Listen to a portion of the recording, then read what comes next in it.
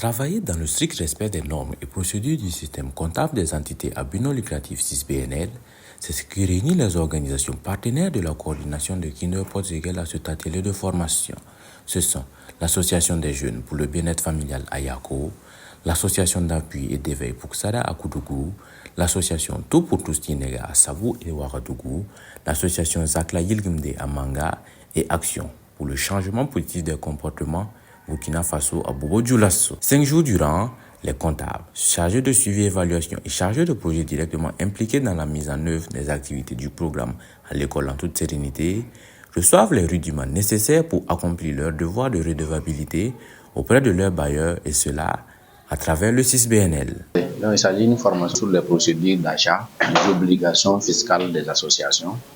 Alors, les 2 derniers jours vont porter sur le 6BNL, le système comptable des entités à but non lucratif.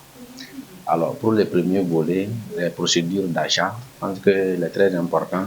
Les achats sont importants dans les associations. Il a été constaté que beaucoup d'associations ne respectent pas ces procédures. Il y a d'abord les procédures internes à l'association qui doivent être constatées par un manuel de procédures. Il y a également les procédures des bailleurs de fonds qui sont souvent décrites dans les accords ou encore décrits dans les conventions ou les règlements des bailleurs. Donc beaucoup d'associations ignorent ces procédures et souvent pendant les contrôles ou les audits, les dépenses sont souvent rejetées comme des charges inéligibles ou non justifiées. Donc l'objectif c'est de les outiller pour qu'ils puissent bien comprendre ces procédures d'achat. Sur la question fiscale, de plus en plus, les associations et les projets font l'objet de contrôles fiscaux. Alors, il y a même une direction spéciale, direction des moyennes entreprises 4, qui est chargée aux associations et aux établissements publics.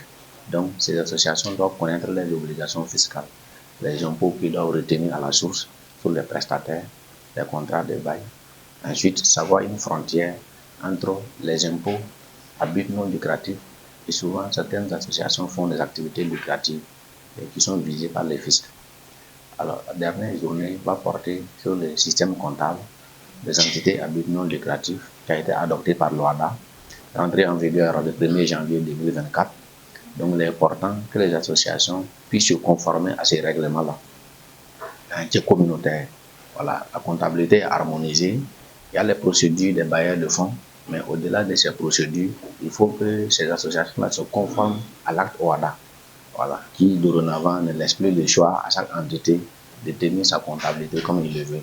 D'où la nécessité de les outiller pour que cette comptabilité-là puisse refléter les caractères réels et les caractères sincères des états financiers qu'ils ont l'obligation de produire. S'agissant des suivis évaluateurs, ils ont bénéficié également de renforcement de capacités dans le but de mieux suivre les actions menées sur le terrain. Cet outillage s'est axé sur un échange sur le suivi, évaluation et la capitalisation des résultats et des réalisations. À la fin de cette formation, la coordination du programme à l'école en toute sérénité, pilotée par la JBF, réaffirme son engagement en faveur de la transparence, de la redevabilité et de l'efficacité dans la mise en œuvre des programmes à travers une dotation de ses partenaires d'outils et de compétences nécessaires à la gestion optimale des projets.